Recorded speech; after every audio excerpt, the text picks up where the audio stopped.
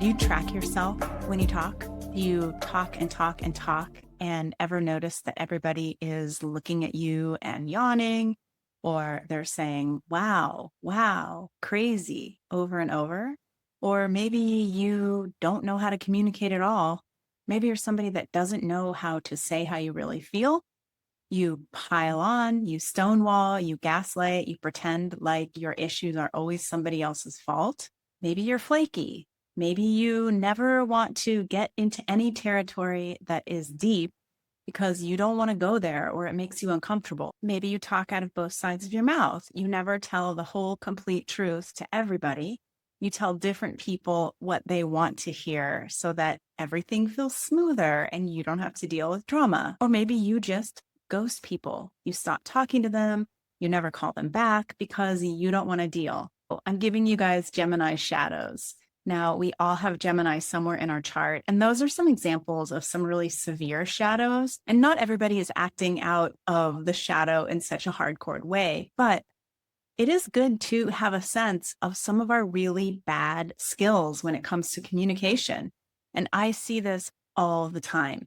People come for readings and they relay some sort of interaction that they've had with somebody, and it's really clear that there were so many communication mistakes or missed opportunities. So when it comes to Gemini, it rules the mind. I've been talking about this in my last few episodes. I will continue talking about Gemini. Gemini is a really important archetype to understand because we are run by our minds. And it's also about communication and connection, how we connect with the people that we are running around with, that we're seeing every day. We're also learning to navigate the world and communicating as we navigate the world. It's so important. Also, having a sense of how your mind works. If you have ADD or ADHD, which so many people have, because our world is so filled with incoming information, and our brains through these screens have been trained to have like a 3-second attention span. So if you are somebody that already has, as they call it, a monkey mind, and your attention span is now trained down to being 3 seconds, how does that impact your communication? And how does it impact your ability to sit in presence and listen to somebody, or even sit in presence with yourself? With Gemini, when we talk about the Gemini gifts, we talk about the ability to be present, the ability to be in the moment, observing what is here. And when we're in our Gemini shadow, we are not in the present moment at all. We are all up here. It's all mental. We're zooming around. We're communicating terribly and all of that. So I'm going to go into that in this episode. I am Nafa Perkins of Electra Astrology. Be sure to check out my other shows. I have The Path Ahead, which is the astrology forecast that gets released every week. I'm releasing on Star Narratives, my podcast, and then also on YouTube. So make sure that you subscribe to wherever you're listening or watching so that you can continue to see these videos. And this, of course, is in the series called Astrology for Awakening. I'm going through all of the sun signs, all of the facets, and breaking them down for you. It's more than astrology. These are transmissions that are designed to help you see yourself clearly, in this case, your shadows, so that you can do better and have better. I think that we all want that. If you like my style and you want to check out more of what I have to offer or get my free ebook, Astrology is a Superpower, you can go to electraastrology.com and get it there. And I will put that in the box below and in the show notes. All right, let's get into it. We're going to be talking about the shadow side of Gemini. I think we all seen that there are certain astrology signs that get a bad rap. One of them definitely being Gemini. There are a lot of people that have a lot of complaints about people that they have loved, people that they have been in relationship with that have been Gemini. But I'm always here to advocate and say it's not necessarily a single sign that makes somebody problematic. But with every single sign, there are the problem sides of the sign. So we're going to talk about that today. So these episodes are interesting if you are trying to learn more astrology and understand it. But on a deeper level, these are also teachings that are meant to help you understand yourself better. Astrology is a really cool organizing tool for the human psyche. meaning that, yes, you can look at the archetypes of the planets and the signs, etc., but they all relate really specifically to the way that we are all very similar. We all have predictable crises and predictable experiences, especially that will correlate with these signs as planets are either moving through them in the sky or in our natal chart. So you can listen to these teachings to self explore. I ask you plenty of questions that are designed to help you see yourself better and probably get to know the people in your life a little bit better too. One of the big pieces of Gemini that I've been talking about through the last few weeks is that it does relate to the mind and the way that you use your mind, the way that you process information and come up with facts that inform your experience, that create your perception of your life. So we need the mind. The stronger our mind is, the better we're probably going to do in our lives, just because we are living in a time where we need our minds to help us process things and get us from A to Z, and also to help us understand what's real. There's so much subterfuge right now that's happening through all of these various media channels and these ways that we all ingest media that makes it hard to know what's real. Using that Gemini mind can oftentimes really help you to make sense and sort through all of the information. There's so much. But Gemini does have a shadow, and there are many forms of this shadow. So we'll start off, first of all, you've heard me talking about the fact that, our minds are unreliable. They generally have motivation to make us do certain things, keep things moving smoothly. You'll probably relate to this. Your mind will generate anxiety, thoughts. Did I do this? Did I call that person? Did I return that email? Did I go to the store and buy that thing? So our minds are always coming up with tasks for us, things to make sure that we get done. Although a lot of times our mind will bring us straight into anxiety. One thing that you want to be really aware of when you're dealing with your mind is how to control your mind. So we think about mind control and we think, oh God, that's scary. Like, no mind control, but that's a bad thing. But the truth is that we have to learn how to control our own minds. Otherwise, they can get the best of us. Our brains can come in and send us into these anxiety goose chases where suddenly we're thinking about things, exerting all of this energy on something that doesn't actually matter, something that's not actually important at all. We're looking this month at tuning in to how your mind runs you. And I asked you in the last episode, I asked you to name your overacting mind, and we jokingly nicknamed it Jack. What has Jack been pulling you to do? And how does Jack, I asked you this last week, how does Jack come in and try to control you? Because this is where you are working to do what it takes to keep Jack in line. We only have so much energy and we only have so much time in a day. And it's not best spent with this busyness. The busyness of mind keeps us really exhausted. And we all know at the end of the day how tiring it is just to get through everything that we're supposed to get through. And in the way the world works now, where we have cell phones and text messages coming in constantly, we have messages from social media, emails. Many of us have several email accounts, constant information incoming. And unless we are on top of how to file that information so that we can look at it in useful ways, then we are spending way too much mental energy that we then don't have it in our mental bank account to spend on the things that are important. Now, remember that Gemini, ruled by Mercury, has a desire to keep the story going, to keep moving. It is a mutable sign. All of the mutable signs, Gemini, Virgo, Sagittarius, and Pisces, all have a desire to be able to flow.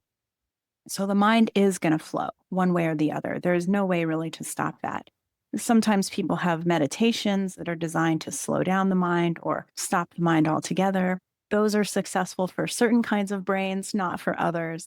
But we want to take into account that the mind is going to flow. And when we're talking about the shadow, we have to talk about the fact that with Gemini, there can be a sense of saying one thing to one person, saying something else to another, thinking one thing about a piece of information over here, totally changing our mind about it as we're talking to somebody else. There is this duality, and we talk about Gemini as the twins. So there's always this tendency with our brains to be able to split. Sometimes that's a gift and a skill, right? If you have a job where you need to multitask or you have a ton of kids, like it's great to be able to hold several different pieces of information and tasks all in your head and be able to implement on them at the same time. But it can be really easy with Gemini because we want to keep the story going. And remember, we all have Gemini somewhere in our chart. So you don't have to have a strong set of planetary energies in your chart that are Gemini in order to be dealing with this. We're all dealing with this. This is the nature of the mind. Sometimes our minds come in and they betray us because it's like, well, I made this commitment to be with this one person. And then I also made a commitment to be with that person. Now somehow I've got to please them both. We know that with Gemini, there can be a tendency to tell little white lies where we don't want to get mired in the consequences of like, oh God, now I'm going to be in trouble because I double booked. Instead, there is that desire to just keep everything flowing. So it's like, oh, so sorry. I can't because da da da da da. And oh, well, what if I said it like this? So, something that you want to be aware of when you're working with Gemini are those places where you end up getting in your own way because you understand on some level that in order for you to tell the truth about what's happening, that it's going to stall you out. You're going to have to stop and do some damage control. You're going to have to do some repair. And the nature of Gemini is like, I don't want to do that. I don't want to slow down. The trick for that is being aware of any tendencies that you have to double book, to overschedule, to speak out of both sides of your mouth, to tell people varying versions of the same story in order to keep everybody happy. Because remember, Gemini is also connected to communication. We're going to talk about that next week.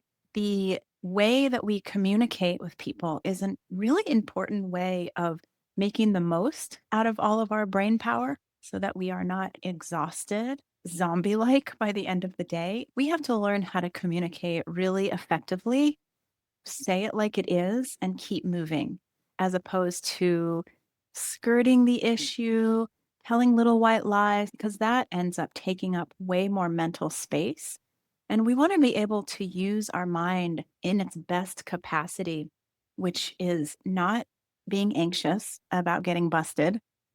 It's not freaking out about something that didn't get done, not figuring out creative ways for dealing with people. It's learning how to go in with precision, do what needs to be done. Gossip. This is also a Libra thing. This can also be an Aquarius thing.